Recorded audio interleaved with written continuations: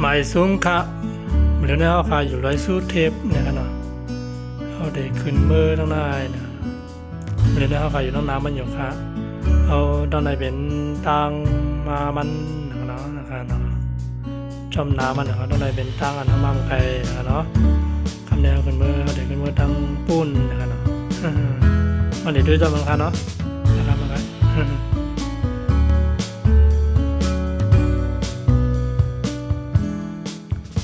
นายมาครับพี่น้องครับไปมาฮอดถึงเชียงใหม่ก็อย่าลืมมาเดที่ร้อยสุเทียบแนวครับนะครับเขาเดเดี๋ยวเนี่ยเขาจะขึ้นมือครับเนาะนะครับอย่าลืมกันนะอย่าลืมตัวยังกันนะตัวสุดละได้หันนำกันนะผมตัวสุดเต็มได้หันนำมันเนี่ยพอตัวสุดได้หันหมดกันนะเดี๋ยวใช้วันหมดกันเนาะนะครับเดี๋ยวเนี่ยเขาจะเดขึ้นมือกันนะเดี๋ยวใช้พันเงาดอกถึงปลายกันนะใช้พันยาวๆกันนะเดี๋ยวเนี่ยเขาจะเดคำด่างกันทั้งบนกันเนาะมาครับด้วยจังหวะยาวๆค่ะเนาะ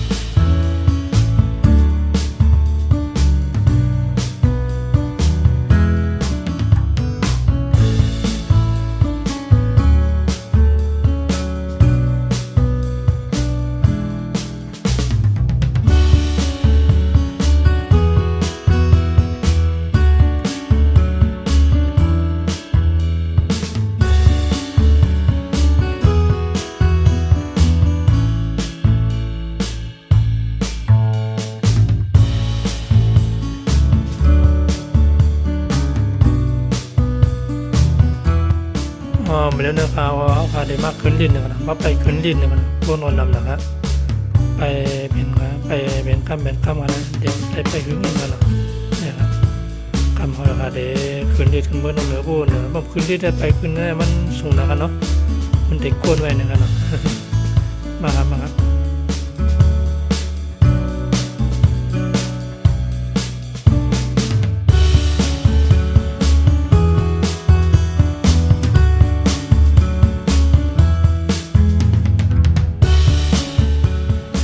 เรื่อยๆครับก็มีเข้ามาในลิตรแล้วนะครับว่าเข้ามาในลิตรแล้วกันนะเขาขาดได้ขึ้นมือทางเหนือพูนนะครับว่าที่สูงเลยครับขึ้นลิตรยาวนะครับเขาขาดได้ขึ้นมือตัวมันเนาะไปด้วยตัวมันมีสารไล่นะครับเนาะเอามาด้วยตัวมันเนาะมาเล็ดด้วยตัวมันหลุมมาไว้ตัวมันเนาะมาครับ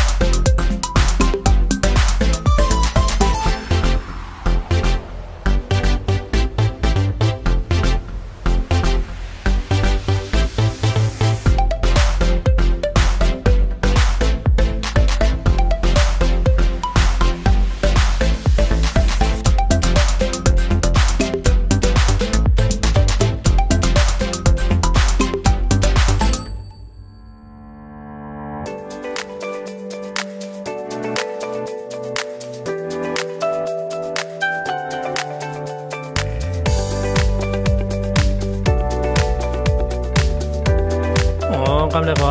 เขามาขึ้นมาทางเหนืออย่างนั้นเนาะคำเขาอาเทกาทิท่าเนาะที่ว่าดีข้อมูลนะครับเนาะมาดูกันครับ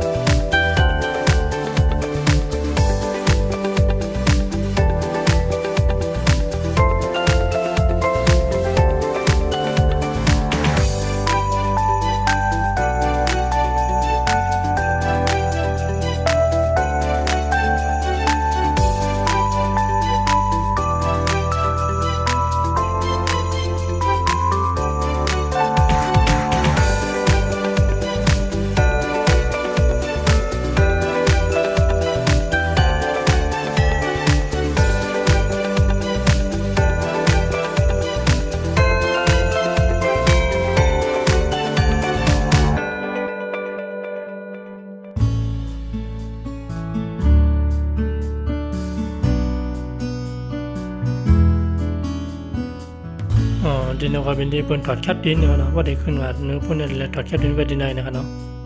ใช่ไหมครับเนี่ยจะเป็นปลานะครับเนาะทำเขาได้ขึ้นมาด้วยในข้อมูลเหนือบนนะครับเนาะ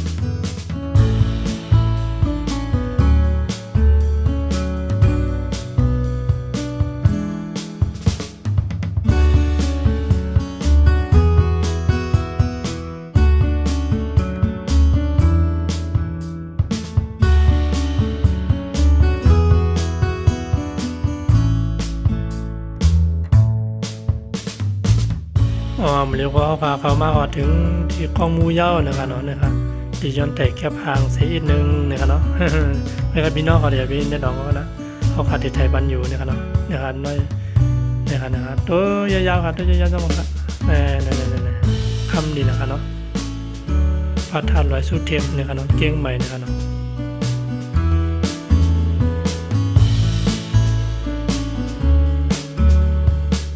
ออกคาใหม่สงครามไปแล้วนะเอาคามาว่าถึงดีข้อมูลหลายสู้เทปเก่งใหม่นะครับเนาะมันมาเลยด้วยจังหวะค่ะได้ครับมาครับ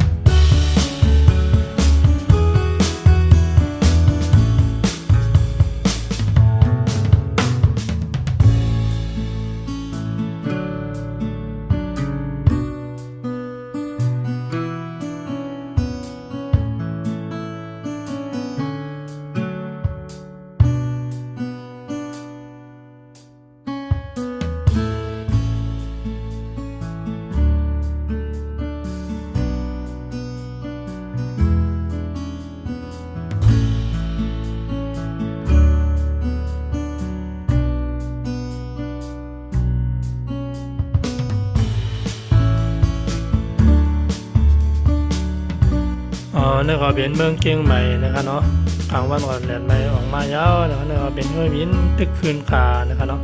เนี่ยก็เป็นเมืองเชียงใหม่ครับเนาะเนี่ยห้วยหินตึกคืนคาใหม่ๆนะครับเนาะนะครับเนี่ยครับเมืองเชียงใหม่ครับเนาะเมืองเชียงใหม่เชียงไทยนะครับเนาะไปพี่น้องเขาอยู่เชียงใหม่พี่น้องไปอยู่ก็ได้ก็ไปใครมาเหลียวมาดีเลยครับเนาะรวยสุดเทียบเชียงใหม่นะครับเนาะไปก็รู้จักอยู่นะครับเนาะผมย้ำมาได้ก็เดมรู้จักกันเนาะเนี่ยครับเนี่ยก็เป็นเมืองเชียงใหม่นะครับเนาะอยู่ในรอยสุเทพมงด้วยลงคานะครับเนาะ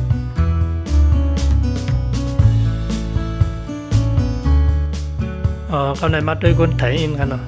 มาด้วยคนไทยอินครับเป็นหนึ่งของฮัตด้วยตรงอันนั้นเมืองเชียงใหม่เนาะ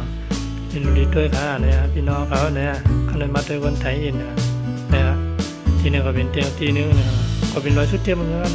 ก็มีหลายเตียงนะที่สุดที่ด้วยวิวมันนะครับมีหลายเตียงต่างกันเนาะนะครับตัวยาวขนาดนี้เนาะนะครับนั่นนะครับเด่นป้อหันดีครับเนาะข้ามเขาเดบายกันเนาะบนกันเนาะ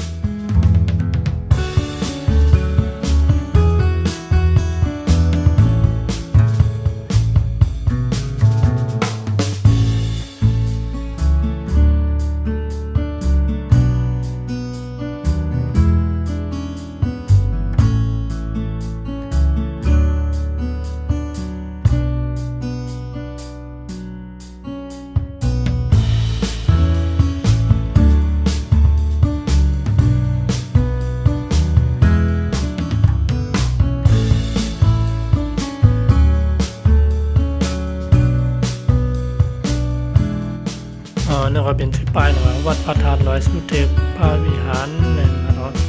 พอไปขึ้นมาในไปขึ้นมาตรงไหนครับเนาะพอไปขึ้นมาในเวทีเป็นตั้งขึ้นตั้งลงมันเนี่ยครับเนาะนะครับเดี๋ยวนี้นักตาสองโตนะครับเนาะตั้งขึ้นตั้งลงเนี่ยนะครับพี่น้องนอกนุ่งเขาก็มาเล่นน้ำหนักกันเนาะคนเป็นคนลงมาน้ำหนักกันนะครับมาดูจังหวะยาวๆกันเนาะ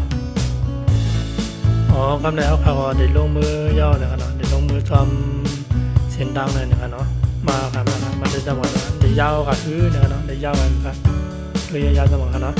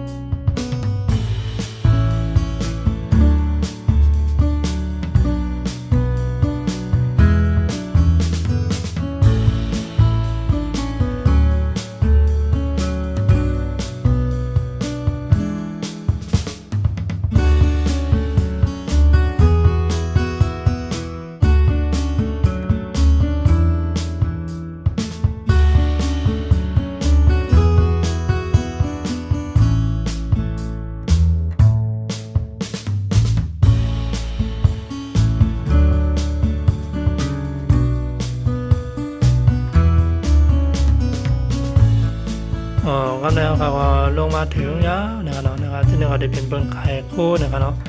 ไปถึงก็มีเทียงสั้นหนึ่งครับเขาก็ได้กึดหรือของเขาไปได้นะครับเนาะของเขาก็เหลือหน้านะครับให้ก็ทำบ่ได้เอานะครับเนาะนะครับเขาก็นั่นก็ที่ไปลงเทียงเองนะครับเนาะลงไปถึงเส้นตั้งลงนะครับเนาะนะครับนะครับพี่น้องเขามาเล่นน้ำนะครับเนาะนะครับมาดูจะมันเท่าไรนะครับเนาะ